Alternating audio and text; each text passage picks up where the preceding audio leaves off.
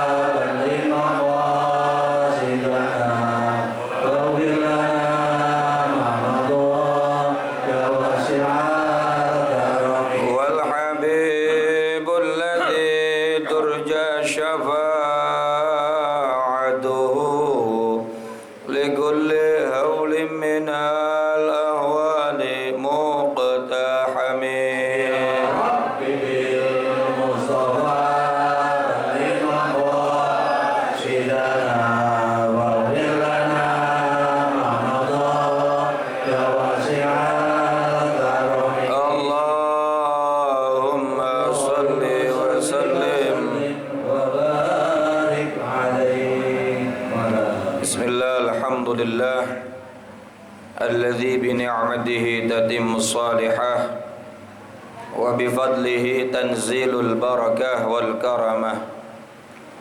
Allahumma salli wa sallim wa barik ala sayyidina wa maulana Muhammadin sallallahu alaihi wasallam sayyidis sadah wa ala alihi wa sahbihi wa man tabi'ahum bi ihsanin ila yaumil qiyamah. Amma ba'du, yang saya hormati dan sama-sama kita muliakan para guru-guru kita, Kiai Haji Dr. Andes Muhammad Ja'far, Kiai Haji Ahmad Habibi Abdul Rashid Ramli, Kiai Haji Zulfa Mustafa Muqarrab bin Yusuf, Ustadz Zidan Mutafaqih, mudda'anallahu fi tuli hayatihim, amin. Juga pengurus Majelis Ta'lim Ukhuwah Islamiyah Bapak Haji Basrain, Ustadz Haji Muhammad Tahir, dan juga pengurus Masjid Babut Taqwa Bapak Sartono dan seluruh jajaran pengurusnya, serta para jamaah bapak-bapak, ibu-ibu, hadirin jamaah sekalian yang hadir tanpa terkecuali. Semoga semuanya dimuliakan oleh Allah Subhanahu wa taala. Amin. Puji syukur kita panjatkan kehadirat Ilahi Rabbun Ghafur atas ridha dan kudrat iradatnya. Pada kesempatan subuh kali ini kembali kita dapat berkumpul bersama, bertemu muka, bermusafahah, berkait hati, bersambung rasa dalam majelis rutin kita. Mudah-mudahan apa yang kita laksanakan, yang kita kerjakan, yang kita lakukan ini akan menjadi amalan kita yang akan membuat kita selamat hidup dunia sampai akhirat. Amin ya rabbal alamin. Tanpa berpanjang kala, mari sama kita mulai dengan membaca Ummul Quran suratul Fatihah. Mudah-mudahan Allah ridha dengan perkumpulan kita ini, dan perkumpulan kita ini menjadi sababiyah wasilah Allah jadikan matinya kita nanti kelak husnul khatimah. Al-Fatihah bil qabul wa ila hadratir Rasul ala hadhihi niyyah wa ala kulli niyatin salihah wa ala man nawa salahun salih wa ila hadratin Nabil Mustafa Sayyidina wa Habibina Syafi'ina wa Maulana Muhammadin sallallahu alaihi wasallam wa ala alihi wa sahbihi wa dhurriyyatihi wa ali baitihil kiram. ونخص خاصة لحضرة مؤلف هذا الكتاب السيد الشيخ زين الدين بن علي الملباري الفناني والسيد الشيخ نواوي بن عمر الجاوي البندني وأصولهم وفروعهم أن الله يعلي درجاتهم في الجنة ويعيد علينا من بركاتهم وأسرارهم وأنوارهم وعلومهم ونفعاتهم في الدين والدنيا والآخرة وإلى أرواح والدينا وآبائنا وجميع المسلمين والمسلمات والمؤمنين الأحياء منهم والأموات وإلى حضرة النبي الفاتحة. أعوذ بالله من الشيطان الرجيم بسم الله الرحمن الرحيم الحمد لله رب العالمين الرحمن الرحيم مالك يوم الدين إياك نعبد وإياك نستعين اهدنا الصراط المستقيم صراط الذين أنعمت عليهم غير المغضوب عليهم ولا الضالين. رب اغفر لي ولوالدي آمين. Semoga Allah ampuni dosa kita dan dosa kedua orang tua kita. Amin. Bismillahirrahmanirrahim. Qala al-musannif rahimahullah ta'ala wa nafa'na bi'ulumihi wa amadna bi asrarihi fid dharain amin. Halaman berapa? 58 ya. 58. Bismillahirrahmanirrahim. Wa qala Muhammad ibnu Tammam, dan berkata Muhammad bin Tammam, al-mau'izatu jundun min junudillahi ta'ala. Nasihat itu adalah termasuk tentara dari tentaranya Allah. Ini masih menerangkan tentang amar ma'ruf nahi mungkar. Jadi agama kita ini bisa tegak, akan terus lestari sampai hari kiamat kalau kita umat Islam, hambanya Allah, masih mau beramar ma'ruf, atau dalam bahasa lain dalam surat Al-Asr, wa tawasau bil haqqi, saling menasihati dalam kebenaran, berwasiat dalam kebenaran, dan saling menasihati dalam kesalahan. Tapi kalau udah mulai nafsi-nafsi, ya gimana? Maka kekuatan agama kita itu adalah ketika kita saling mengingatkan. Dan setelah mengingatkan, setelah menasihati, seperti Allah Subhanahu wa ta'ala memerintahkan Rasulnya, ma'alar rasuli illal balagh. Kewajiban Rasul tidak lain hanyalah menyampaikan.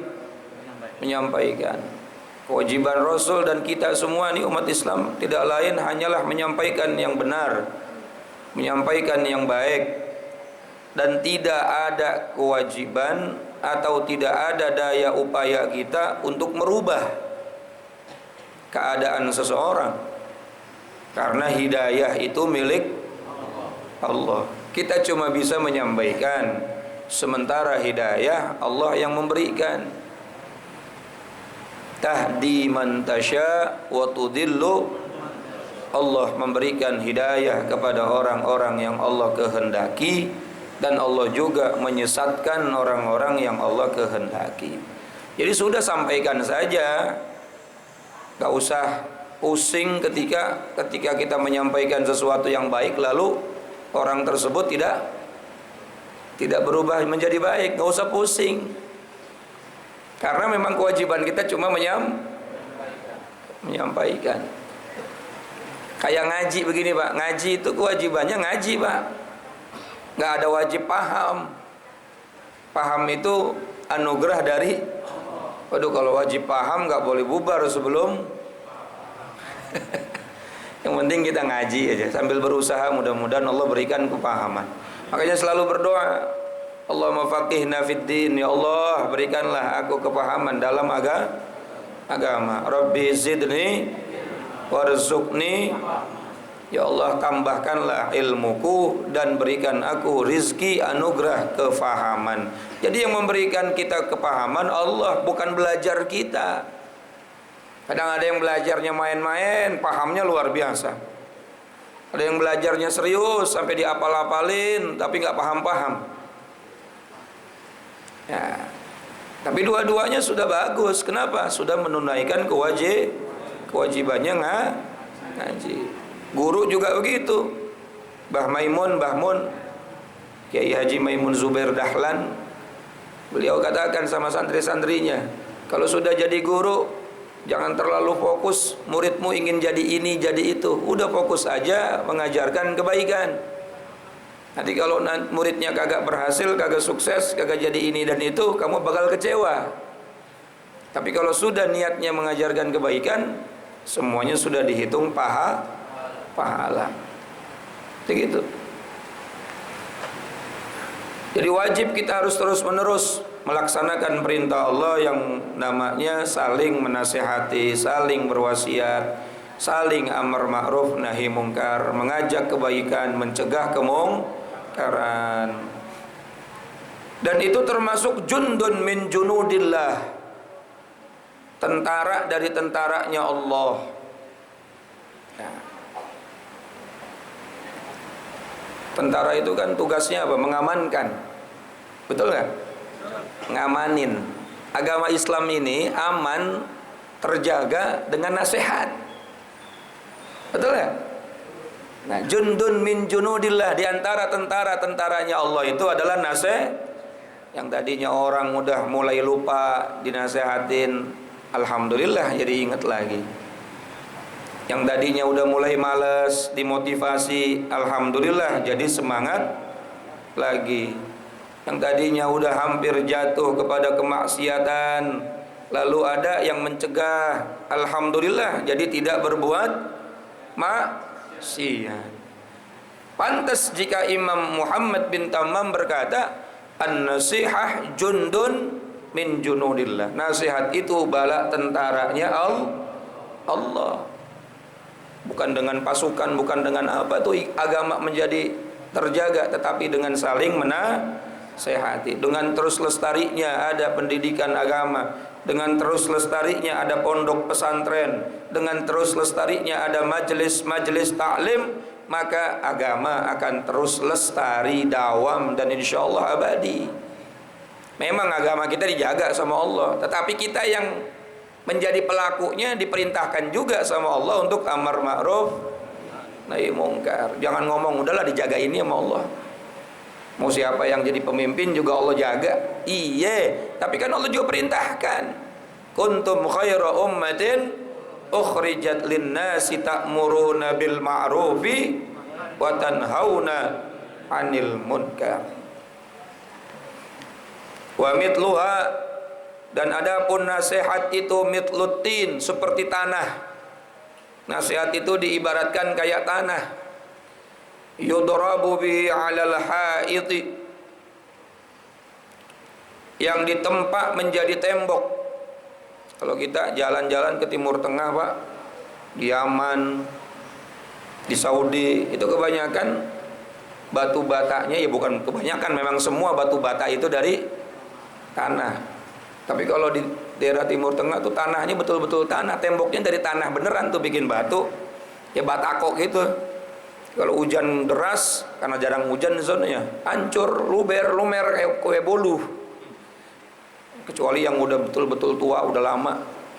Artinya tanah itu kalau dibuat menjadi tembok, manfaatnya menjadi tembok. Seandainya tanah itu hancur, wa in waqa'a athara, kalau andai kata tanah itu hancur, tanah itu terkena badai, terkena hujan, pasti akan ada bekas. Betul nggak, Pak? Seandainya hancur, nggak mungkin hancur semua, tidak tersisa, pasti ada. Arkeologi menemukan candi itu berapa ribu tahun, ada bekasnya nggak? Ada bekasnya nggak, Pak? Ada. Kalau nggak ada bekasnya, nggak tahu tuh letaknya di mana. Borobudur, Prambanan, candi-candi yang lain, ada bekasnya. Maksudnya apa? Nasihat yang kita keluarkan masuk ke dalam telinga manusia, nggak mungkin nggak ada bekasnya dalam hati manusia yang mendengar, nggak mungkin, Pak. Pasti ada. Presentasinya berapa persen, wallahu a'lam. Tapi yang namanya nasihat itu pasti ada. Seperti tanah, andai kata itu kuat jadi tembok, andai kata tidak kuat, hancur, hilang, tapi nggak mungkin nggak ada bekasnya. Coba Bapak ingat nggak nasihat orang tua waktu masih kecil? Pasti masih ingat sampai sekarang. jangan ngelawan. Jangan duduk di depan pintu, nanti jodohnya balik lagi. Ya walaupun nggak pakai dalil hadis tuh kita ingat aja. Jangan duduk di atas bantal, nanti bisulan. Masih ingat nggak?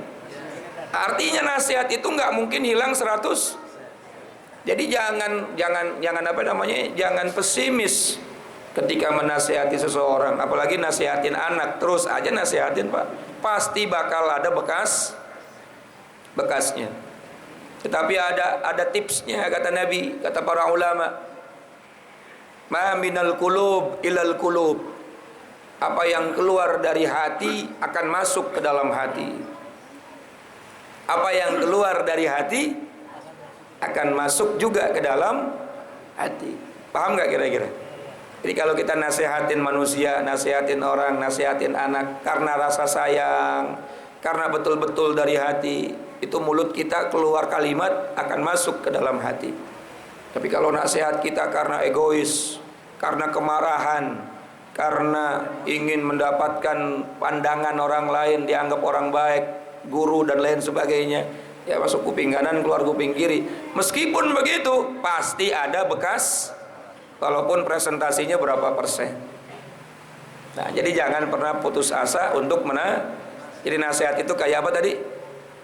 Kayak kalau memang cakep tuh nasihat, masuk ke dalam hati manusia, betul-betul berbobot, maka tanah itu menjadi tembok.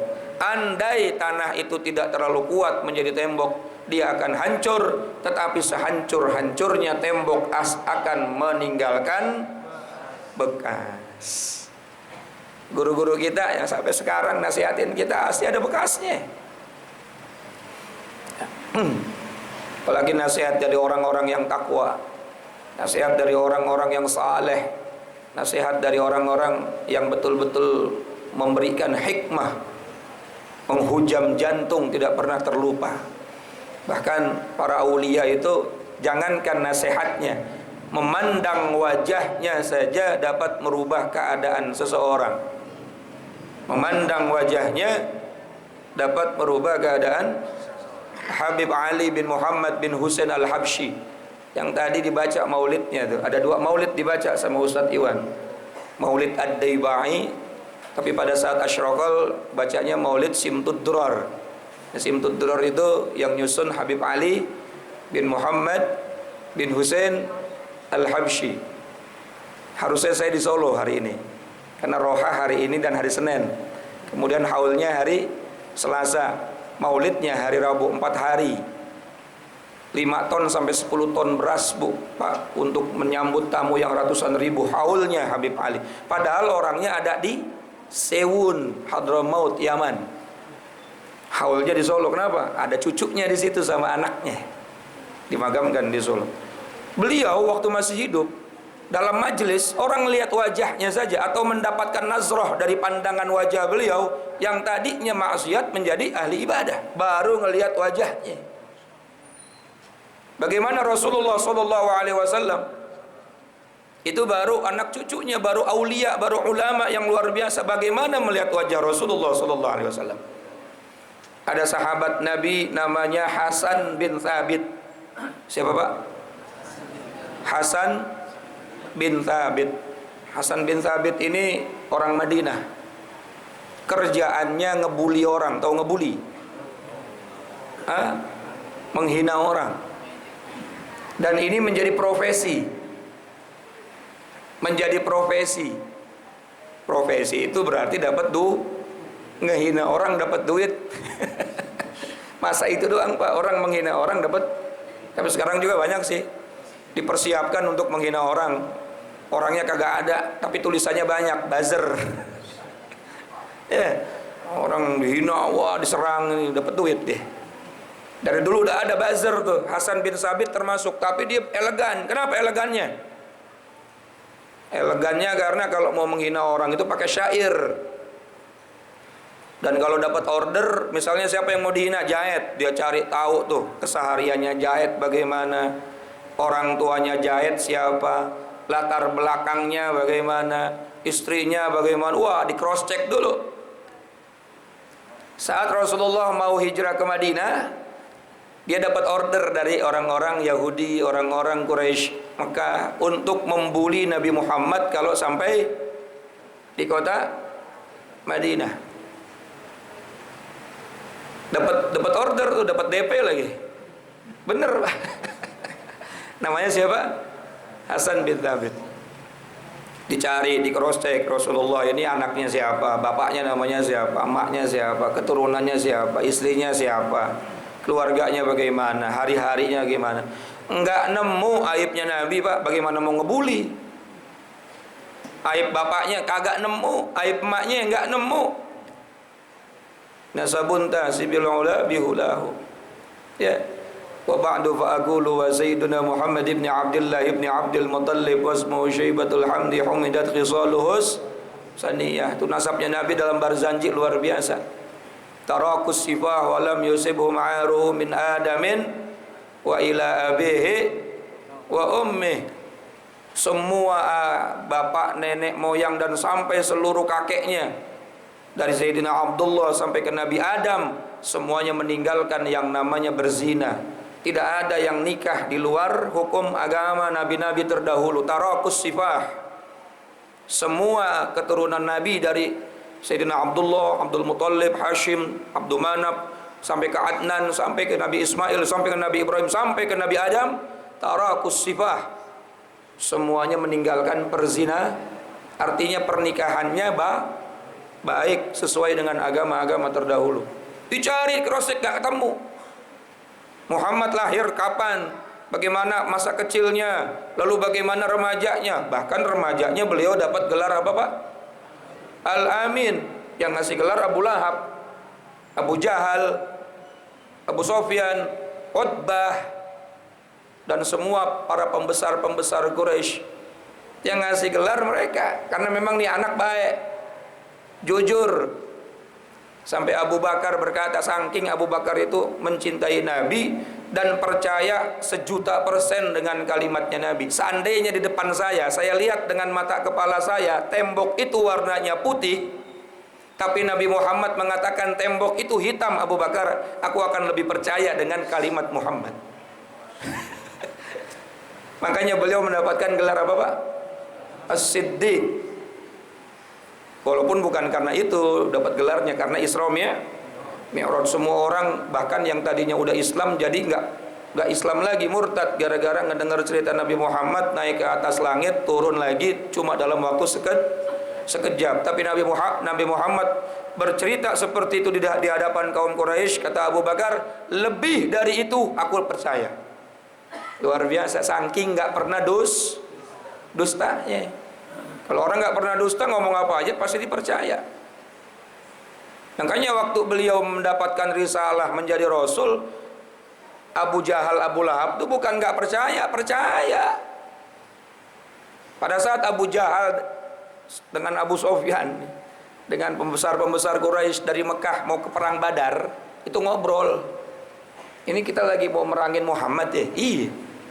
Yang dulu kita anggap dia Al-Amin, orang yang dapat iya. Emang ente nggak percaya dengan ajarannya? Percaya. Lah kok kita mau perangin? Nah kalau dia jadi nabi kan kita nanti kagak jadi pemimpin. Begitu.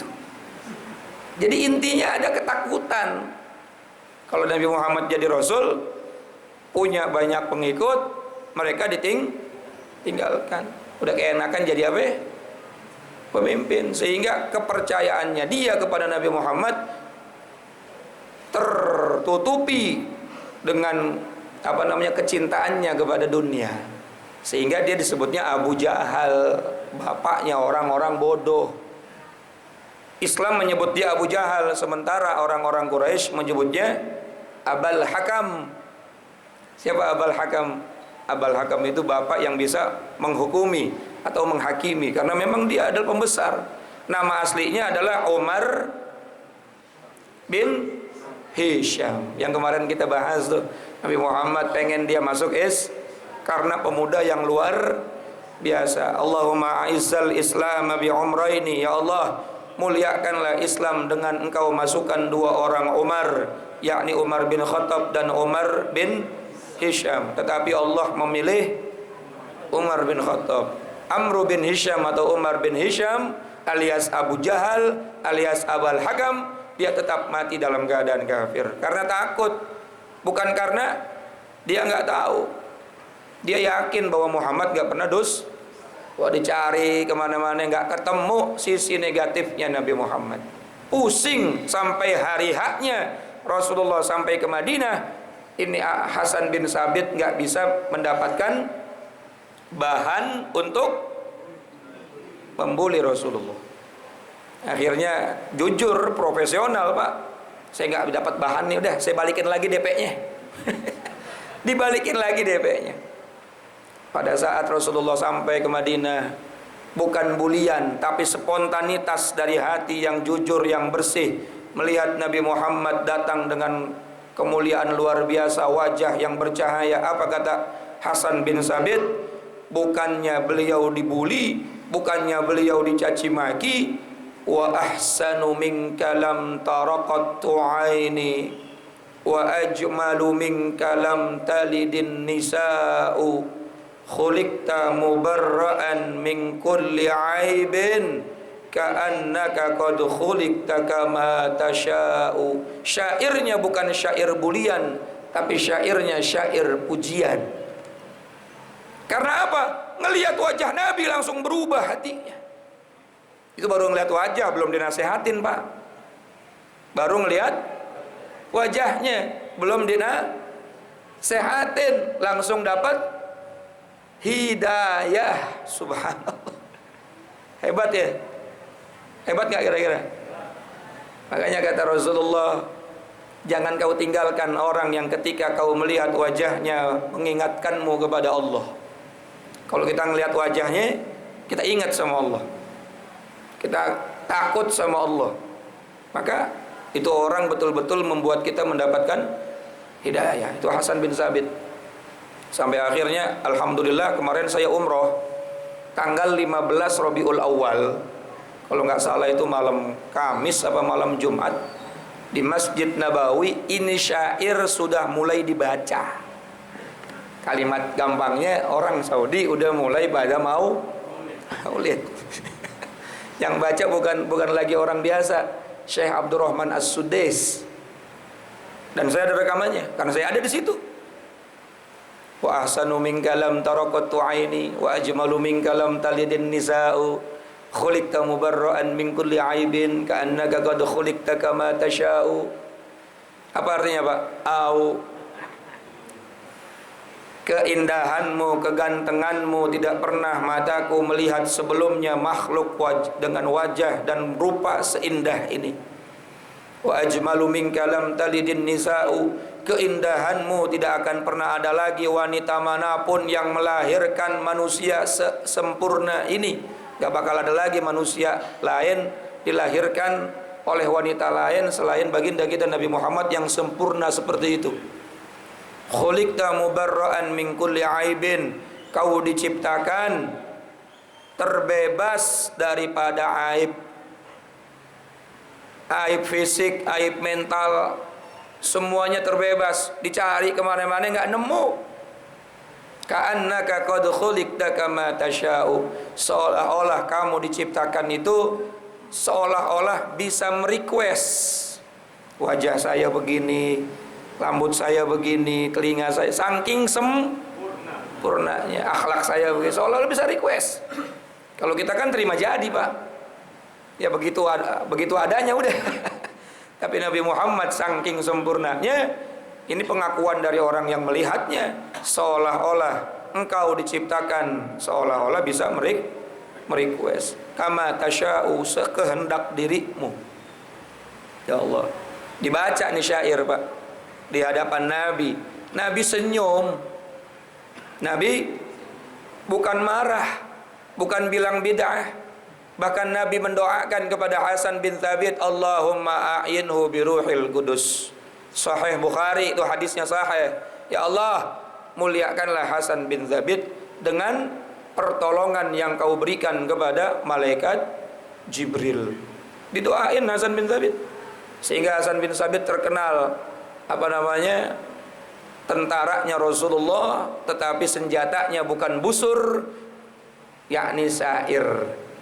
Ya, apa namanya, pemanah berbusurkan syair. Subhanallah.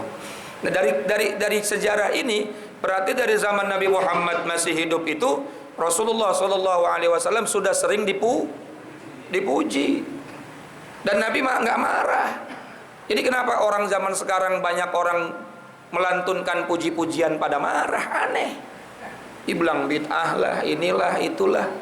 Orang Nabi di hadapan wajahnya dipuji saja beliau enggak. Betul enggak?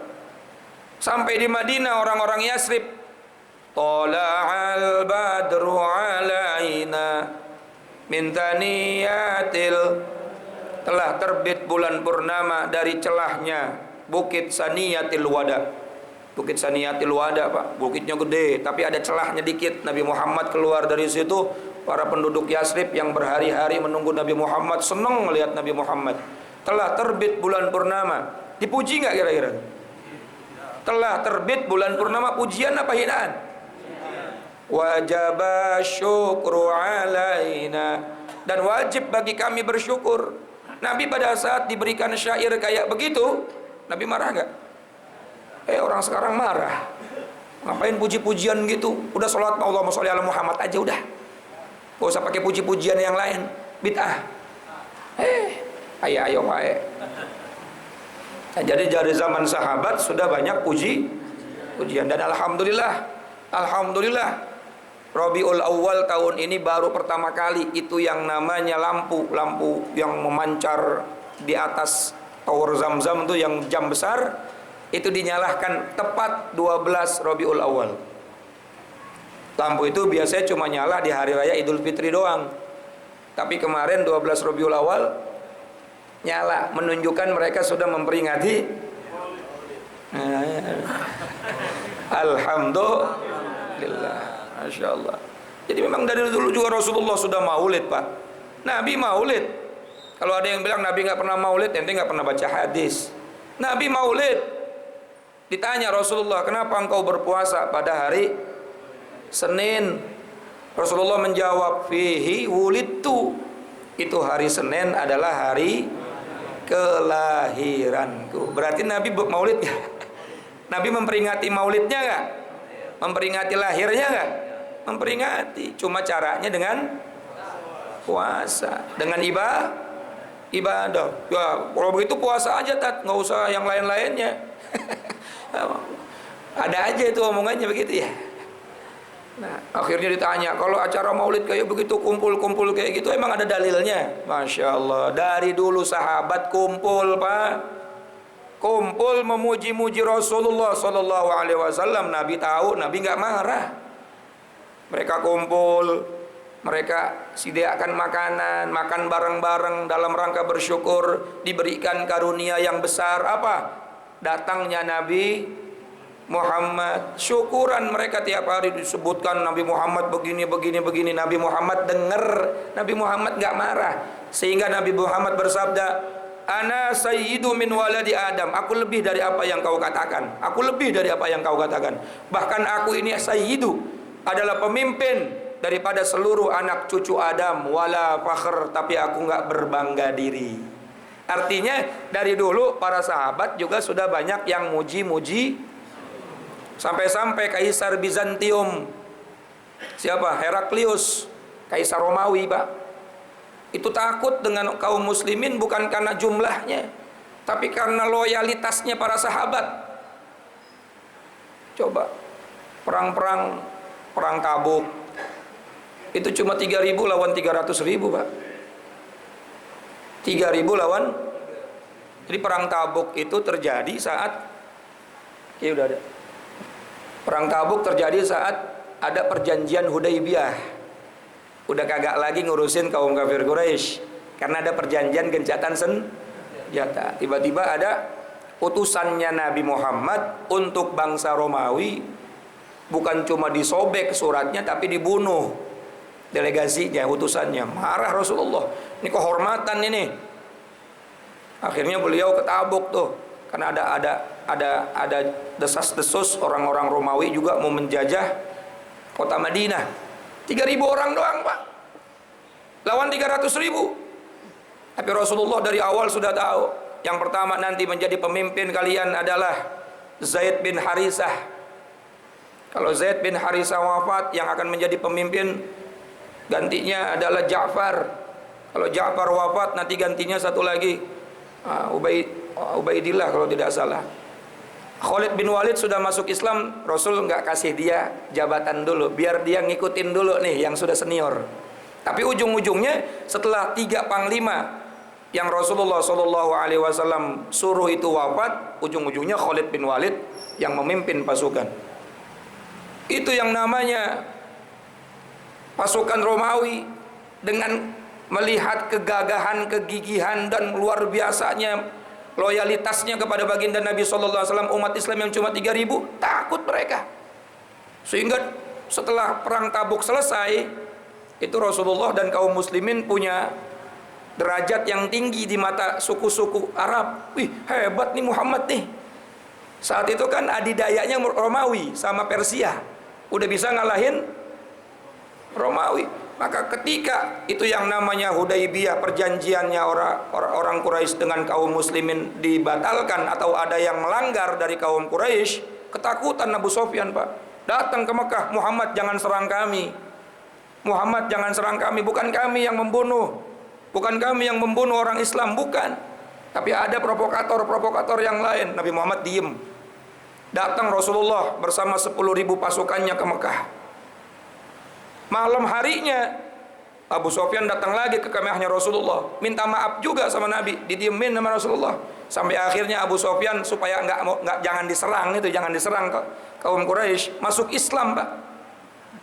Saking luar biasanya ngelihat kok ini ada orang Arab bisa ngalahin siapa? Romawi yang adidaya, cuma 3.000 orang. Sampai-sampai Kaisar Bizantium tuh ngomong, aku nggak pernah melihat ada manusia begitu sangat mencintai manusia yang lain seperti mencintainya sahabat Muhammad kepada Muhammad. Berarti saat itu luar biasa tuh, para sahabat memuliakan Rasulullah SAW. Bukan kultus, bukan berlebihan, bukan ghulu, bukan, memang begitu. Nabi Muhammad gak pernah berwudu kecuali air wudunya ditadangin sama para sahabat, diambil barokahnya. Orang sekarang bilangnya bid'ah, betul nggak? Nabi Muhammad tidak pernah cukur rambut kecuali rebutan para sahabat untuk ngambil rambutnya, saking cintanya. Masya Allah. Berarti mencintai Rasulullah baru marhabanan mah biasa, baru maulid mah biasa. Ini mah langsung diponis apa? Berlebih-lebihan. Ya, kadang-kadang suka kesel kita. Baru hal kecil itu untuk mengungkapkan rasa cinta sama Nabi, kita diponis berlebih. Lah bagaimana para sahabat yang luar biasa? Masya Allah, saking luar biasanya para sahabat mencintai Rasul, mereka nggak takut menghadapi siapa? Romawi. Bahkan dalam perang Tabuk, umat Islam menang sih tidak, tapi membuat gentar. Akhirnya Romawi nggak jadi masuk kota Madinah, dia balik lagi. Dan itu nanti hancurnya Romawi itu pada saat perang Yarmuk, ya. Hancur benerannya itu pada saat perang Yarmuk setelah Rasulullah wafat di masa Sayyidina Umar ibnil Khattab. Subhanallah. Allah udah berjanji itu pada saat Rasulullah lagi gali parit untuk perang Khandaq, dapat ayat alif lam mim ghulibatir Rum. Romawi akan hancur. Wah, sahabat saat itu mungkin ada yang bilang, masa iya? Tapi ternyata dibuktikan. Sebab apa? Kecintaan yang luar biasa kepada Allah dan Rasulullah Sallallahu Alaihi Wasallam. Nah, ada lagi satu lagi, Pak, sebelum saya tutup. Saking cintanya mereka kepada Rasulullah, di atas segalanya kecintaan mereka kepada Allah dan Rasulullah, Sayyidina Abu Bakar punya anak Abdurrahman. Namanya siapa? Pada saat perang Badar tuh Abdurrahman belum masuk Islam. Dia ngomong sama abahnya setelah masuk Islam, "Bah, waktu perang Badar saya ngelihat abah. Ada kesempatan saya bisa ngebunuh abah gampang, bah. Tapi karena saya menghormati abah, saya nggak bunuh abah." Apa jawaban Sayyidina Abu Bakar? Kata anakku, seandainya waktu perang Badar saya melihat kamu saya tebas kepalanya. Karena cinta saya kepada Rasulullah lebih besar daripada cinta saya kepada kamu. Allahu Akbar. Subhanallah. Cintanya para sahabat dengan Rasulullah itu melebihi apapun. Abu Bakar rela atau kakinya dipatok ular di Gua Sur hanya karena nggak mau ganggu tidurnya. Ada orang zaman sekarang berjuang kayak gitu. Selonjoran Nabi Muhammad tidur di atas pahanya Abu Bakar sampai Sayyidina Abu Bakar di patok ular, cicing wae. Sampai akhirnya bisanya udah mulai terasa panas dingin, keringetan, baru mulai Rasulullah bangun karena kena keringetnya Abu Bakar. Kenapa Abu Bakar? Patok ular ya Rasulullah. Kenapa diem aja? Takut engkau saking nggak mau ganggu Nabi. Ya Allah, diludahin Abu Bakar tuh. Bekas patok ulernya langsung sembuh. Ludahnya Nabi beda sama ludah kita, bau jengkol. Wallahu a'lam bissawab. Assalamualaikum warahmatullahi wabarakatuh.